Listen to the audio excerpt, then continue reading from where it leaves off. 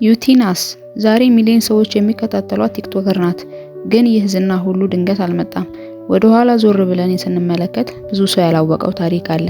ዛሬ ያን ታሪክ እናወሳለን። ሰላም ጤና ይስጥልን የዲላይት ቤተሰቦች፣ እንኳን ወደ ዲላይት ኢንተርቴይንመንት ቻናል በሰላም መጣችሁ። ዛሬ ስለ ታዋቂቷ ኢትዮጵያዊ ቲክቶከር ዩቲናስ ዝና ጀርባ ያለውን ታሪክ ከጅምር እስከ ፍጻሜው እንመለከታለን። ለዚህ ቻናል አዲስ ከሆናችሁ ሰብስክራይብ ማድረጋችሁን አትርሱ። ላይክ ስላደረጋችሁ ምስጋናችን ትልቅ ነው። እስከ መጨረሻው አብራችሁን ቆዩ። ወደ ዋናው ጉዳይ ስንገባ ዩቲናስ ማን ናት? ዝናው ከመምጣቱ በፊት ምን ትሰራ ነበረ? ዛሬ ሰዎች ቲክቶካቸውን ሲከፍቱ ዩቲናስን በቅድሚያ ፔጃቸው ላይ ያዩዋታል። ይህ ዝና ቀላል አይደለም። ለዚህ ዝና ያበቃትስ ምንድን ነው?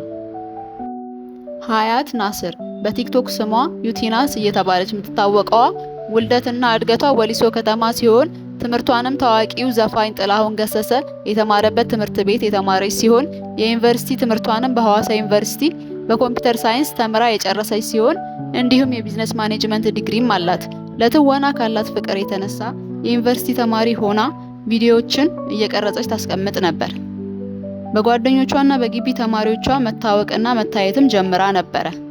ትምህርቷን አጠናቃ ከወጣች በኋላ ወላጆቿ የቅጥር ስራ ላይ እንድትሰማራ ቢገፋፏትም እሷ ግን ቀጥታ ወደ ቲክቶክ መንደር ተቀላቅላለች። ቲክቶክ ላይ አጫጭር ትወናዎችንና የተለያዩ የዘፈን ክሊፖችን ትሰራለች። በተመልካቾቿ ዘንድ የትወና ብቃት እና በቁንጅናዋ ተወዳጅነትን አፍርታለች። በቲክቶክ ላይ የመጀመሪያ ሚሊዮን ፎሎወር ከገቡ ቲክቶከሮች ትመደባለች። በቲክቶክ የመጀመሪያ ክፍያዋን ለሲኒማ ማስታወቂያ የሰራችው 700 ብር እንደነበር ትናገራለች።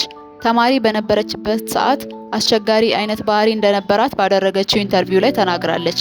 ዩቲናስ ገና ፍሬሽ የግቢ ተማሪ እያለች የመኪና አደጋ አጋጥሟት ለወር ሆስፒታል ተኝታ እንደነበረና ፈጣሪ አትርፏት ለዚህ እንዳበቃት ስትናገር ተደምጣለች። በምስራቅ አፍሪካም ኢትዮጵያን ወክላ በሁለት ዘርፍ ታጭታም ነበረ። አሁን ላይ 2.7 ሚሊዮን ፎሎወር ያላት ተወዳጅ ቲክቶከር ናት። ወደ ቀጣዩ ጉዳይ እንሂድ። ዩቲናስ ሚሊዮን ሰዎች እንዳያዩት ያደረጋት ቪዲዮ ምን ነበረ? የጸጋዬ እሸቱ የሰርግሽ ዕለት የሚለው ስራዋ 5 ሚሊዮን ሰው እይታን ያገኘላት ሲሆን ያ ቪዲዮ ሲወጣ ሶሻል ሚዲያውን ሁሉ አጥለቀለቀው። ሰዎች ይህንን ቪዲዮ ሲያዩ የዩቲናስ ስምም ታዋቂ መሆን ጀመረ። ዝናዋ ብቻ ሳይሆን ለስፖንሰርና ለማስታወቂያ ስራዎችም ምዕራፍን ከፈተላት። ዝና ሲመጣ ኃላፊነትም ይጨምራል። ዩቲናስ ይህንን ኃላፊነት እንዴት ተቀበለችው? ግን ዝናዋ ሁሉ ቀላል አልነበረም። ሰዎች ዩቲናስን በሃይማኖትና በምትሰራው ቪዲዮ ምክንያት ሲተቿት ነበር። ይህ ጉዳይ ደግሞ የሶሻል ሚዲያውን ለሁለት ቡድን ከፍሎት ነበር። አንዱ ዩቲናስን ሲደግፍ፣ ሌላው ይቃወም ነበር። እናንተስ ምን ትላላችሁ? የዩቲናስ ትክክል ናት ወይስ ሰዎች እሷን ለማዳከም እየሞከሩ ነው?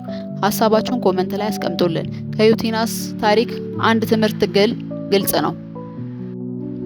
ፍላጎትን መከተል፣ በራስ መተማመን፣ ያላቋረጠ ጥረት፣ ትችትንና ተቃውሞን ተቋቁሞ መስራት ወደ አሰብንበት ስኬት ያደርሰናል። ብዙ ወጣት ኢትዮጵያውያን ዩቲናስን ሲያዩ ዛሬ ምኞት ያድርባቸዋል። አንድ ቀን እኔም ብለው እንዲያስቡ ያደርጋቸዋል። ዛሬ ስለ ዩቲናስ ዝናዋ በስተጀርባ ያለ ታሪክ ነው የተመለከትነው። ስለ ዩቲናስ ያላችሁን ሀሳብ ወይም ጥያቄ ኮመንት ላይ አስፈሩልን። ቪዲዮውን ከወደዳችሁት ላይክ ማድረጋችሁን አትርሱ።